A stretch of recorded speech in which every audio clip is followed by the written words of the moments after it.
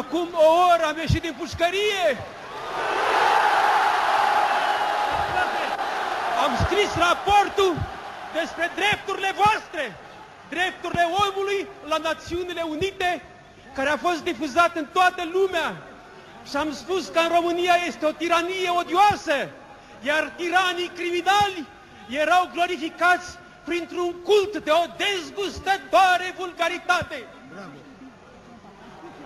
Avem datoria să ne unim. Întâi, vă rog să mă ascultați, să păstrăm un minut de reculegere pentru toți martirii neamului, martirii Timișoarei, martirii capitalei, martirii țării, să păstrăm un minut de reculegere, dragi concetățeni, pentru toți cei ce au suferit, liniște, pentru morții noștri.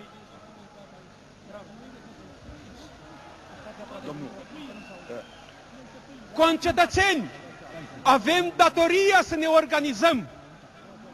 Steagul țării trebuie să fie cel care a fost dintotdeauna, fără niciun fel de semne.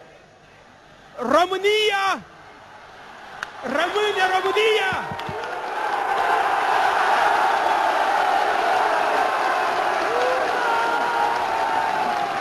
Concetățeni, țara noastră n-a fost niciodată comunistă.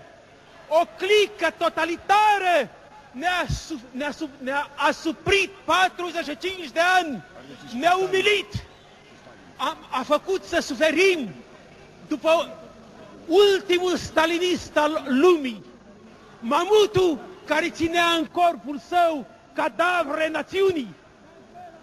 Să terminăm cu toți cei care au slujit tirania.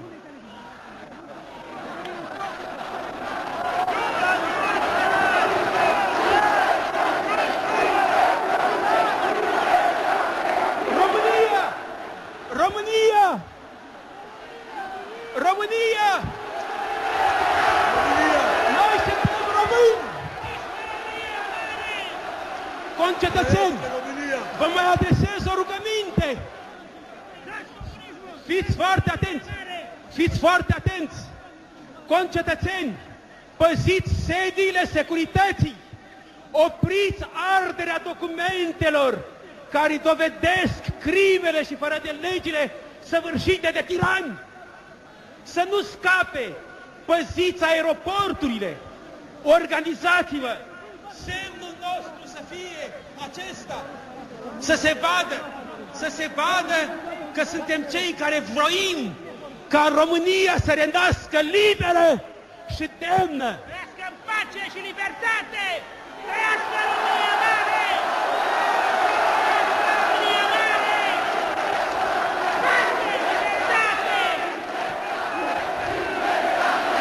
Libertate!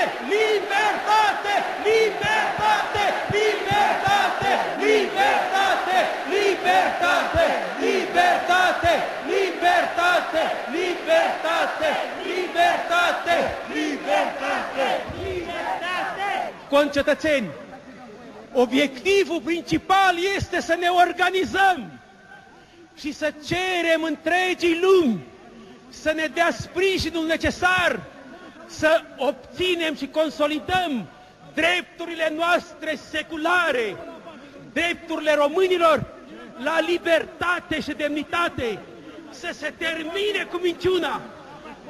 Această minciună ne-a ucis ani de zile, mii și mii de copii, mii și mii de fii ai patriei au murit, au fost asasinați.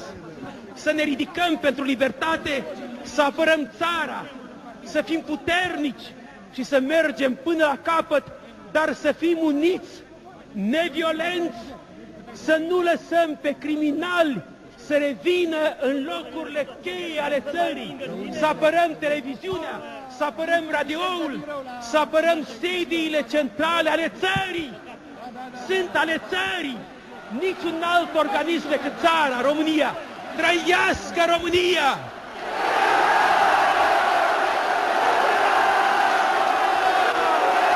Trăiască! Ăsta este semnul nostru! Concetățeni!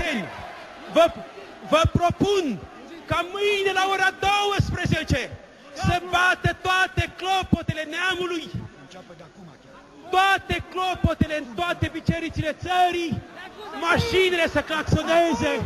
Acum!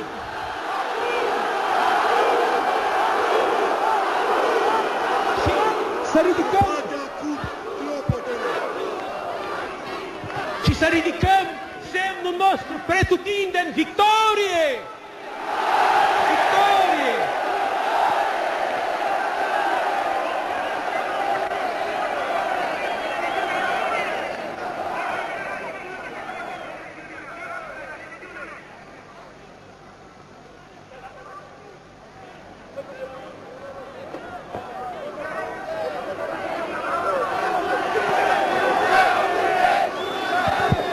Unu, doi. Amândouă.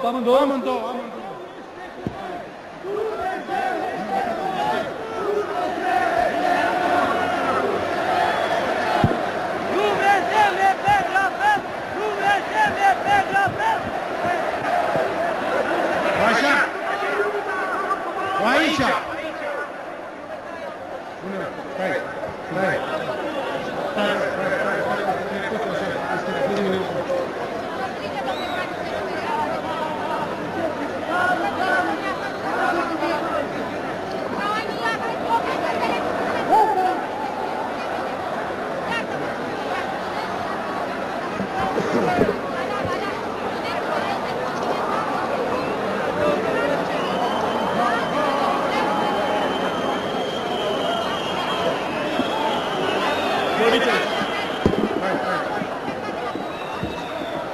Lăsați-vă așa, Constantin, ca să vă auziți bine. Nu se spate, stați voi, că vreau să le spun câteva lucruri concrete. Păi spuneți-le.